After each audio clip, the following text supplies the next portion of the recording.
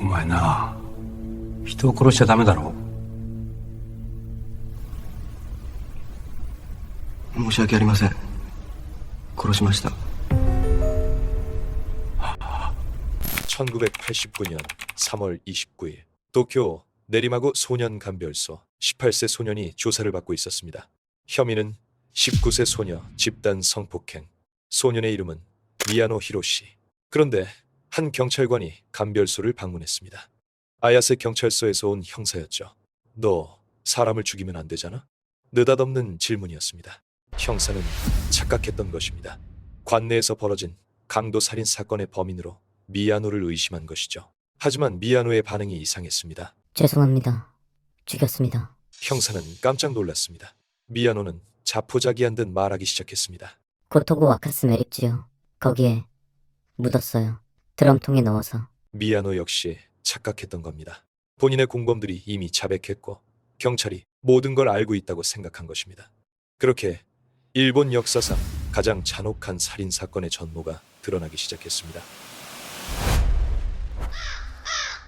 1988년 11월 25일 저녁 17세 여고생이 자전거를 타고 집으로 가고 있었습니다.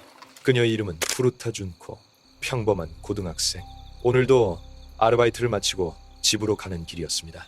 집까지는 약 10분 거리. 준코는 몰랐습니다. 이것이 자신의 마지막 귀갓길이 될 줄을.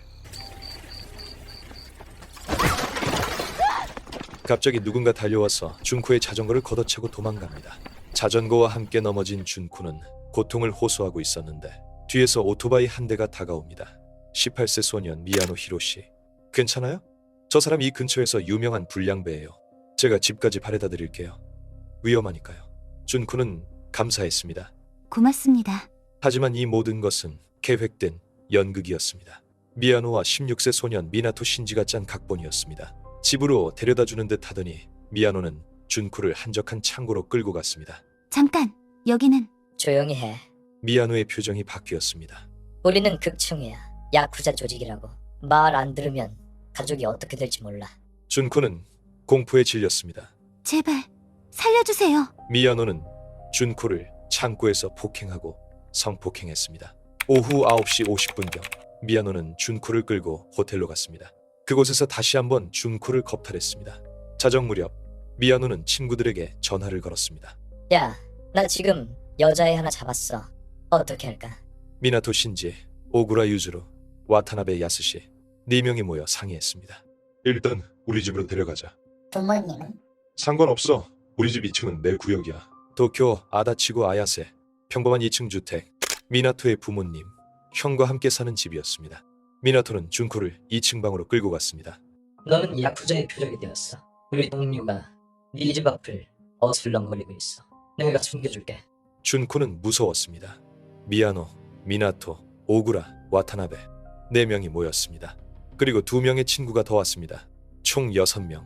그들은 준코를 집단 성폭행했습니다. 준코의 비명이 2층에서 들렸습니다. 미나토의 어머니가 깼습니다. 이게 무슨 소리야? 계단으로 올라가려 했지만 미나토가 막았습니다. 아무것도 아니에요. 돌아가세요. 미나토는 어머니를 밀쳤습니다. 어머니는 겁이 났습니다. 아들이 야쿠자와 연결되어 있고 가족들도 피해 대상에서 제외시킬 수 없다고 생각했습니다. 그래서 2층의 일을 못 본 척했습니다. 11월 27일 실종 이틀째. 준코의 부모님이 경찰에 실종 신고를 했습니다. 11월 30일 실종 5일째. 소년들은 경찰들이 본격적으로 수사를 시작하지 못하게 준코에게 전화를 걸게 하였습니다. 엄마, 나 가출했어. 찾지 마. 준코의 목소리는 떨리고 있었습니다. 준코야? 너 괜찮아? 응. 전화가 끊겼습니다. 분명 딸의 목소리였습니다. 하지만 어머니는 직감적으로 알았습니다. 뭔가 이상하다는 걸. 준코는 절대 그런 애가 아니에요. 성격도 성실하고 가출할 이유가 전혀 없어요. 이후 보름 동안 전화가 몇 번 더 걸려왔습니다. 신고 취소해주세요. 저는 괜찮아요. 매번 다른 공중전화에서 걸려왔고 경찰이 역추적해서 도착하면 이미 아무도 없었습니다. 그런데 이 보름 사이에 아주 이상한 전화가 하나 더 걸려왔습니다. 혹시 거기 후루타 준코라는 딸이 있나요? 네, 그런데 누구시죠? 여성은 잠시 망설이더니 이름을 댔습니다. 후미코예요. 그리고 바로 전화를 끊었습니다. 부모는 근처에 같은 이름을 가진 여자가 있는지 수소문했지만 찾을 수 없었습니다. 나중에 밝혀지는데요. 이 여성은 미나토의 어머니였습니다. 미나토의 어머니가 준코의 가방에서 전화번호를 보고 준코의 집으로 전화를 걸었지만 당황한 나머지 아무 이름이나 되었던 것이죠. 그 뒤로 다시 연락이 오지 않았습니다. 여기서부터는 정말 듣기 힘든 내용입니다. 감금 초기 처음 며칠 동안 가해자들은 최소한의 대우를 하는 신용을 했습니다. 음식을 주고 옷을 갈아입히는 정도였죠. 그래서 처음에는 미나토 신지의 어머니조차 단순히 가출한 학생이라고 생각했습니다. 감금 2일째부터 집단 성폭행이 시작되었으며 약 10일째가 되던 날부터는 가해자들은 그녀를 더 이상 사람으로 보지 않았습니다. 그저 본인들의 스트레스를 해소하는 장난감으로 취급하기 시작한 것입니다. 가해자들은 단지 즐기기 위해 피해자를 폭행 및 겁탈하기를 반복했습니다. 갖가지 도구들로 폭행하고 담배 수십 개비를 한 번에 피우게 하거나 바퀴벌레를 먹게 했으며 준코의 신체에 폭죽을 삽입하여 터뜨리는 등 인간으로서는 도저히 상상하기 힘든 잔악한 행동을 이어갔습니다. 하지만 이 모든 행동은 밝혀진 내용의 일부에 지나지 않는다고 합니다. 입에 담기도 힘든 잔혹한 행위들이 많아 공식적으로 밝혀지지 않은 내용이 많다는 것이죠. 게다가 이 모든 내용이 가해자들의 증언으로 밝혀진 것이기에 실제로는 훨씬 더 잔혹했을 것이라는 추측이 지배적입니다. 준코는 이러한 과정에서 무려 1000번가량 기절했다가 깨어났다고 전해집니다. 12월 중순 어느 날 소년들이 잠든 틈을 타 준코가 몰래 1층으로 내려가 경찰에 전화하는 것에 가까스로 성공합니다. 하지만 이내 미야노에게 발각되고 그는 경찰에게 죄송해요. 동생이 장난 전화를 걸었어요. 라고 둘러대며 전화를 끊습니다. 이후 분노한 소년들은 그녀에게 무차별적인 구타를 가했으며 다리에 기름을 붓고 불을 붙이는 잔혹한 보복을 가했습니다. 그런데 여기서 의문점이 하나 생깁니다. 가정집 안에서 이렇게 잔혹한 범죄가 벌어지고 있는데 왜 미나토의 가족들은 모른 척하고 있었을까요? 12월 중순 미나토의 어머니는 준코를 집에 돌려보내려 했습니다. 실제로 준코에게 부모님이 걱정하실 테니 집에 돌아가라고 말했지만 감시하던 소년이 어머니를 속여 다시 2층으로 데려가기도 했습니다. 더 나아가 미나토는 어머니가 준코의 집에 전화를 걸었다는 것을 알았을 때 어머니를 폭행했습니다. 그렇습니다. 미나토는 평소에도 아버지에게 폭언을, 어머니에게 폭행을 가하는 폐륜아였습니다. 부모는 야쿠자와 연결되어 있는 아들을 두려워했고 2층에서 벌어지는 일을 알면서도 보복이 두려워 적극적으로 구해주지 못했던 것입니다. 바로 옆방에 살던 친형도 마찬가지였습니다. 준코를 보내자고 동생을 설득하려고 했으나 형 또한 동생이 무서워 신고조차 하지 못했습니다. 12월 말 준코는 더 이상 스스로 걸을 수 없게 되었습니다. 무차별적인 학대와 폭행으로 얼굴은 눈, 코, 입을 분간할 수 없을 정도로 부어올랐으며 아물지 않는 상처의 고름 때문에 악취가 나기 시작했습니다. 이후 소년들은 더 이상 준코를 성적 대상으로는 생각하지 않고 반복적인 폭행만 일삼았습니다. 자신의 옷이나 살에 피나 고름이 묻지 않게 하려고 더럽다며 비닐을 팔과 발에 씌우고 폭행을 이어갔습니다. 준코는 우유 한 잔도 삼킬 수 없게 되었으며 차라리 죽여달라고 애원했다고 합니다. 1989년 1월 3일 미야노는 마작으로 10만엔을 잃고 화가 났습니다. 오랜만에 스트레스랑 풀러갈까? 그는 공범들에게 연락했고 준코를 보자마자 또다시 폭행을 시작했습니다. 2시간 가까이 계속되었으며 준코는 비명조차 지르지 못했습니다. 누군가 발로 차자 준코가 쓰러지며 스피커에 머리를 부딪힙니다. 경련을 일으키는 준코를 향해 미야노는 더 세게 발로 차는 등 이미 인간의 탈을 쓴 악마였습니다. 이후 밤이 되자 소년들은 방을 나갔습니다. 1989년 1월 4일 오후 10시 미나토의 형이 방에 들어갔습니다. 준코가 움직이지 않았습니다. 죽은 것 같아 소년들이 다시 모였습니다. 어떡하지? 시체를 버리자. 미야노가 예전에 일했던 공장에서 200리터 드럼통을 훔쳐왔습니다. 시신을 이불로 감싸고 여행 가방에 넣은 뒤 드럼통에 넣어 미리 반죽해 놓은 시멘트를 부었습니다. 그리고 검은색 봉투로 덮어 씌운 다음 다시 한번 테이핑을 하는 치밀함까지 보였습니다. 이들은 사람들이 공사장 근처라 철조망에 둘러싸여 있고 불법 투기를 많이 하던 도쿄도 고토구 와카스의 매립지에 시신을 유기합니다.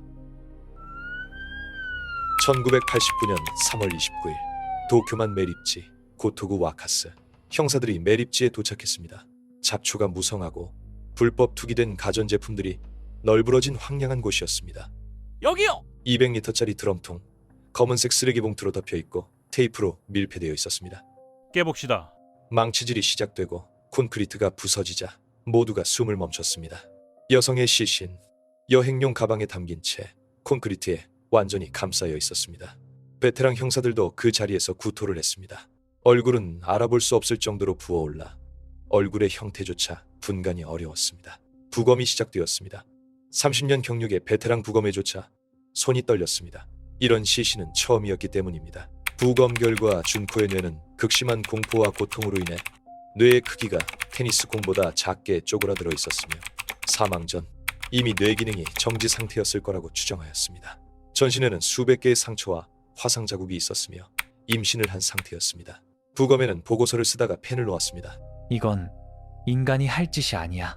인간이 할 수 없는 이들의 만행에 경찰들은 분노했고 즉시 4명의 소년들을 살인 혐의로 체포했습니다. 범죄에 가담한 공범들까지 모두 체포되었습니다. 당시 이 사건은 일본뿐만 아니라 해외까지 알려지면서 엄청난 충격을 주었고 지금까지도 역사상 가장 잔인한 사건 중 하나로 알려져 있습니다. 게다가 당시 미성년자였던 이들은 소년법으로 인해 신상도 제대로 알려지지 않았습니다. 하지만 이렇게 잔인한 흉악범죄자들에게 무슨 인권이냐며 분노한 시민들과 언론인들로 인해 이들의 실명이 공개되었던 것이죠. 이들에게 죄책감이란 없었습니다. 법정에선 이들에게 기자가 사건의 주범인 미야노에게 질문했습니다. 왜 그랬습니까? 스트레스 해소요. 1년만 더 늦게 범행을 저질렀다면 사형이었을 텐데? 그랬다면 안 했을 거예요. 미성년자 때만 이런 기회가 있잖아요. 그는 이렇게 대답하며 웃었습니다. 판결 결과가 나왔습니다. 종신형이나 사형은 아무도 없었습니다. 심지어 형량이 너무 짧았습니다. 일본 사회는 분노했습니다. 그렇다면 이들은 이미 출소하여 아무렇지 않게 사회에 살고 있다는 것인데요. 과연 죄를 뉘우치고 살고 있을까요? 미야노 히로시 2008년 출소. 출소 후 이름을 개명하고 불법 다단계 사업으로 돈을 벌며 고급 시계, 명품, 외제차를 끌고 다녔습니다. 2013년에 사기죄로 체포되지만 증거 불충분으로 풀려나게 되었으며 킥복싱 체육관을 다니거나 친한 후배와 유흥을 즐기는 등 잔인한 살인사건을 저지른 가해자라곤 상상도 못할 정도로 반성이나 죄책감 없이 일상생활을 한다고 알려져 있습니다. 오구라 유즈로 1999년 출소, 가미사쿠 조라는 이름으로 개명했습니다. IT 회사에 취직했으나 해당 범죄의 가해자라는 신원이 노출되며 퇴사했습니다. 폭력단에 가입 후 2004년에 한 남성을 감금 폭행하며 내가 바로 여고생 콘크리트 사건의 그 사람이다 라고 자랑하듯이 겁을 줬다고 합니다. 2005년 징역 4년을 선고받았으며 이후 2022년 7월 자택에서 안정제를 복용 후 어지럼증으로 화장실에서 쓰러져 변기와 물탱크 사이에 머리가 끼어 구토에 의해 질식사하였습니다. 한편 오구라의 어머니는 우리 아들 인생이 망가진 건 다 그애 때문이야 라고 피해자를 탓하며 준코의 묘를 찾아가 파손하는 충격적이고 파렴치한 행동을 하였습니다. 유족들은 이로 인해 묘를 다른 곳으로 옮겼으며 이후 위치는 비밀로 하고 있습니다. 미나토 신지 1990년대 후반 출소, 킥복서로 데뷔했지만 신원 노출로 인해 사람들의 비난을 받았습니다. 이후 2018년에는 한 남성을 칼로 찔러 중상을 입혔지만 징역 1년 6개월, 집행유예 3년이라는 가벼운 처벌을 받았습니다. 이후 행적은 불분명합니다. 와타나베 야스시 1996년에 출소하며 은둔 생활을 이어가다가 뇌 질환으로 인해 2021년 5월에 사망했습니다. 가해자 4명을 두고 보자면 출소 후 재범률은 무려 75%입니다. 이런 잔혹한 범죄자들이 과연 갱생이 가능한 것인지 우리 사회에 근본적인 의문을 던지게 합니다. 1988년 범죄 당시 학생들 사이에 소문이 퍼져 준코가 살아있을 때 해당 사실을 알고 있던 사람이 무려 100명 이상이라고 알려져 있습니다. 하지만 신고한 사람은 단 한 명도 없었습니다. 그녀는 단지 집에 가고 있었을 뿐입니다. 아르바이트를 마치고 자전거로 10분이면 집에 도착할 거리에서 붙잡혀 40일이 넘는 지옥 같은 시간을 보냈습니다. 1989년 4월 2일 준코의 장례식은 학교 친구들, 가족, 친척들이 모인 가운데 엄숙하게 이루어졌습니다. 純ちゃん、おかえりなさい。痛かったでしょうね。苦しかったでしょうね。何も知らずに生活した自分に腹が立っています。私たちは純ちゃんの死を決して無駄にしません。校長先生が特別に卒業証書を書いてくださったそうですね。これで3年8組47名みんなで卒業できました。純ちゃん、もう辛いことも苦しいこともありません。安らかに眠ってください。さようなら、純ちゃん。 이 끔찍한 사건의 피해자 후르타 준코 씨는 당시 다른 학생들처럼 평범한 일상을 살고 싶었을 것입니다. 그러나 그녀에게 가해진 폭력은 단순히 한 개인의 악행을 넘어 공포에 질려 외면했던 우리 사회의 방관과 미흡했던 사법 시스템의 실패를 보여줍니다. 그녀에게 가해진 폭력은 단순히 과거의 충격적인 사건으로 끝나지 않고 지금도 우리 사회 곳곳에서 은밀히 혹은 공공연히 지속되는 인간의 잔혹성을 상징합니다. 죄책감 없이 활개치는 악인들, 불완전한 법의 보호막, 그리고 이 모든 것을 알면서도 외면하는 무관심 속에서 제2, 제3의 준코는 여전히 존재합니다. 그녀의 고통스러운 마지막 이야기는 이토록 슬픈 일들이 다시는 되풀이되지 않기를 바라는 우리 사회의 간절한 소망이자 동시에 깊은 안타까움으로 영원히 남아있을 것입니다.